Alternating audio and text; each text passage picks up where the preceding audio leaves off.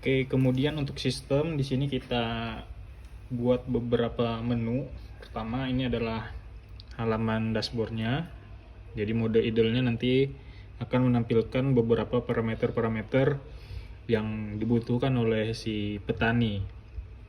Yang pertama adalah tampilan data jam dan tanggal. Kemudian di sini ada LN. LN ini artinya last nutritioning. Jadi kapan waktu pemberian nutrisi terakhir. Nanti ada data berupa jam dan juga data berupa menitnya. Di sini juga dipantau berapa kelembapan tanah secara real time. Kemudian di sini ada mode, artinya mode untuk pemberian nutrisi itu berdasarkan sensor atau berdasarkan waktu, nanti bisa kita set. Kemudian di sini juga ada fase tanaman saat ini.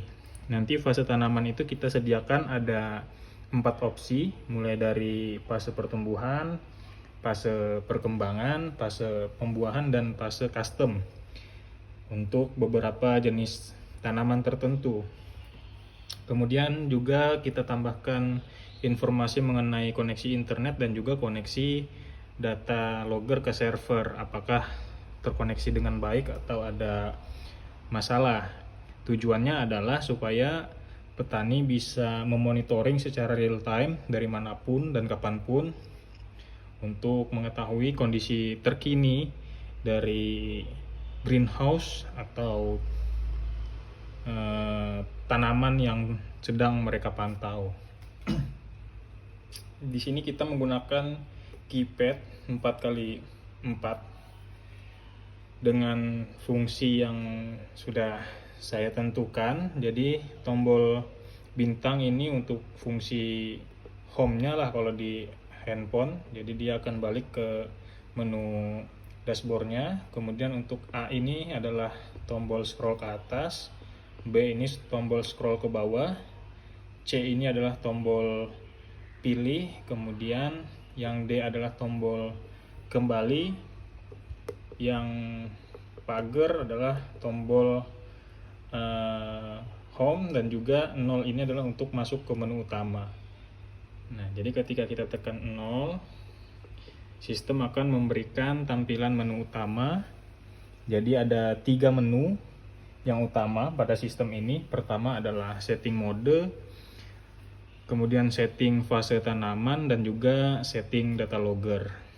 Baik, kita coba masuk ke setting mode dulu. Kita tekan 1.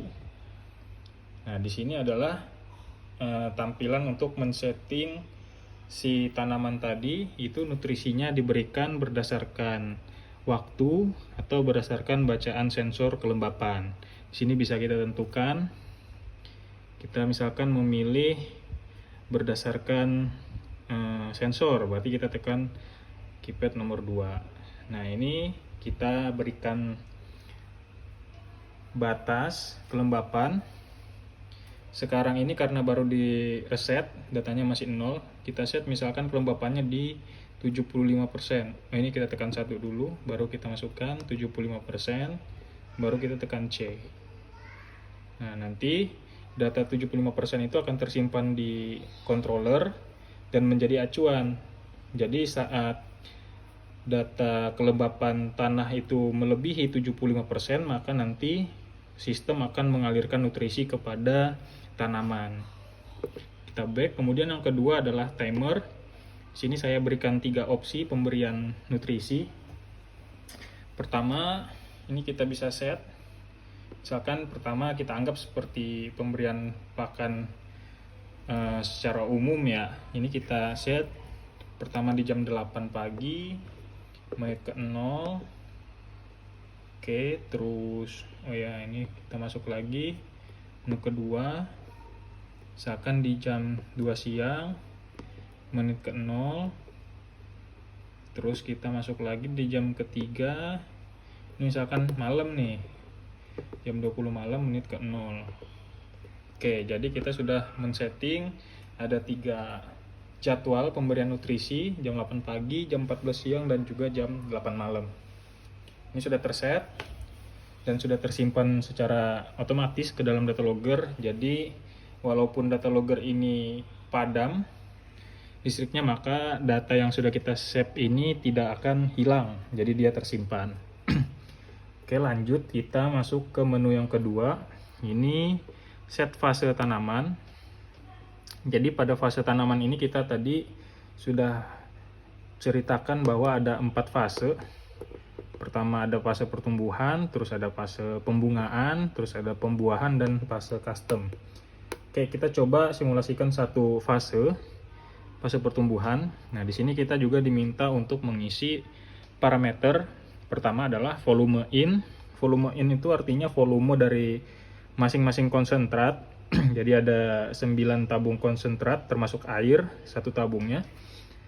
Kemudian kita juga bisa men-setting berapa tingkat kekeruhan. Ini jika kita menggunakan mode berdasarkan sensor untuk mixingnya. Kemudian kita bisa menginput timer jika kita memilih timer sebagai trigger mixernya. Dan yang terakhir adalah volume out-nya. Volume out ini artinya volume yang keluar dari kompartemen tadi. Jadi volume yang keluar itu nanti yang teralirkan ke masing-masing tanaman. Oke, kita coba mulai dari yang pertama, volume input. Nah, ini kita bisa nginput 9 channel. Pertama kita set misalkan untuk konsentrat 1, ini kita set di 100 mili. Ini udah ada satuannya. Terus yang kedua ini kita misalkan di 150 mili. Terus yang ketiga misalkan 50 mili. Terus yang keempat ini kita input di 150 mili. Terus 5 ini kita input di 200 mili. 6 kita input di 50 mili. Terus 7 kita input di 300 mili. 8 kita input di 50 mili. Dan 9 air ini kita input misalkan di 150 mili. Ini tadi terlalu besar, ini biar nanti saat simulasi kita tidak terlalu lama. Jadi V7 ini kita input di misalkan cuma 60 mili saja. Oke. Nah, masing-masing volume sudah kita set. Ini sudah kita set ya. Ini juga sepertinya yang 200 kita kurangi saja. Ini jadi 150 mili. Oke, ini udah tidak ada yang 200. Oh, ini 5 ya. 5 ini 150. Oke, nah ini udah semua. Ini kita back. Terus kita pilih kekeruhan. Ini kekeruhannya kita set. Misalkan dia kita set biar nggak terlalu lama, nanti di 100 ppm misalkan. 100 ppm ini udah kita set. Terus kita set lagi timer mixingnya. Ini kalau misalkan triggernya tadi berdasarkan waktu. Ini kita set misalkan dia akan aktif mencampurkan larutan selama 20 detik misalkan. Set. Kembali, terus yang terakhir kita pilih berapa volume yang out. Ini misalkan yang keluar setiap sekali pemberian nutrisi itu anggap 80 mili misalkan. Oke. Nah, ini untuk semua parameter yang ada di fase pertumbuhan sudah kita set. Kemudian kita coba masuk ke bagian ketiga. Jadi menu yang ketiga itu set logger. Ini kita coba klik. Ini ada ID logger, ini belum saya set, jadi masih belum ada tampilan. Terus yang kedua ini adalah settingan tanggal dan waktu. Misalkan kita ingin set, kita update tanggalnya. Ini tanggal 21 bulan Januari tahun 2024. Terus jam 21 menit 21 WIB. Ketik 0. Oke. Tuh. Jadi tanggalnya sudah sesuai. Kita coba masuk lagi. Menu mode. Ini menu mode untuk nutritioningnya kita berdasarkan waktu saja biar mudah. Timer. Oke, ini mode saat ini sudah timer. Terus kita lanjut ke fase. fase tanaman kita set di pertumbuhan. Ini udah bener. Oke, ini udah bener di pertumbuhan. Bentar. Nah, terus kontrol mixer ini adalah trigger yang kita gunakan untuk mengontrol mixer nanti. Ini kita coba berdasarkan sensor dulu. Tadi udah kita set di berapa tadi? 80 apa berapa? TDS-nya atau kekeruhannya. Kita back. Terus kita di sini juga ada interval kirim. Nanti data yang terbaca di data logger akan dikirimkan ke server setiap interval waktu yang telah kita tentukan. Jadi ada pilihan 1 menit, 5 menit, 15 menit, 30 menit, 45 bahkan harian. Ini kita biarkan saja.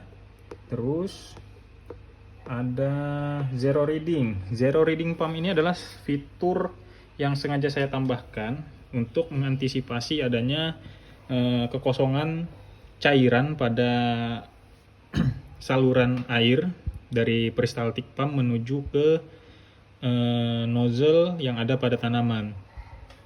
Jadi fungsinya adalah memberikan kepakeman pada saluran air sehingga volumenya memang benar-benar bisa presisi.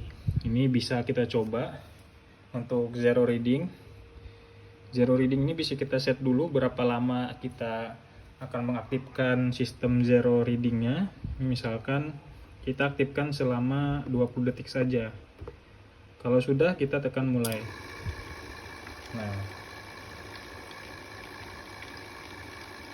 sistemnya nanti akan countdown. Jadi dia akan menghitung sampai detiknya 0. Ini semua channel pompa nyala, ini juga. Oke, ini sudah. Jadi kita pastikan semua saluran air sudah terisi dengan air dan sudah memang benar-benar pakem sehingga tidak ada rongga udara. Oke, ini sudah. Sekarang kita coba simulasi untuk sistem pemberian nutrisi dan mixingnya. Jadi kita coba, karena tadi kita berdasarkan waktu.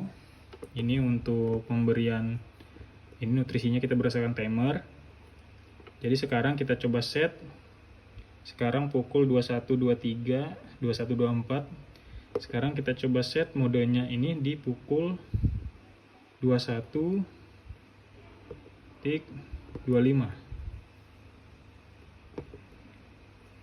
Oke. Nah, nanti saat pukul 21.25 detik 00 sistem akan filling konsentrat dulu, dialirkan ke dalam kompartemen, terus nanti lanjut ke mode selanjutnya di mixer, campurannya akan di mixer, nanti akan ditandai dengan ini mixer, indikator mixer nanti akan hidup, dan kalau sudah nanti akan melakukan nutritioning. Hanya untuk sistem nutritioningnya kita belum sampai, kita masih dalam tahap yang kedua di mixer, akan kita kembangkan selanjutnya. Ini tinggal 5 detik lagi.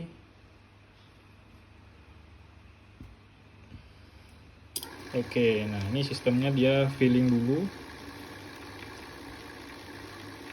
Jadi semua volume nanti akan terpantau secara real time berapa volume yang tersisa yang harus dipenuhi oleh sistem. Nah itu volume nomor 3 sudah selesai, nomor 6 sudah selesai. Oh ini masih ada bugnya nih.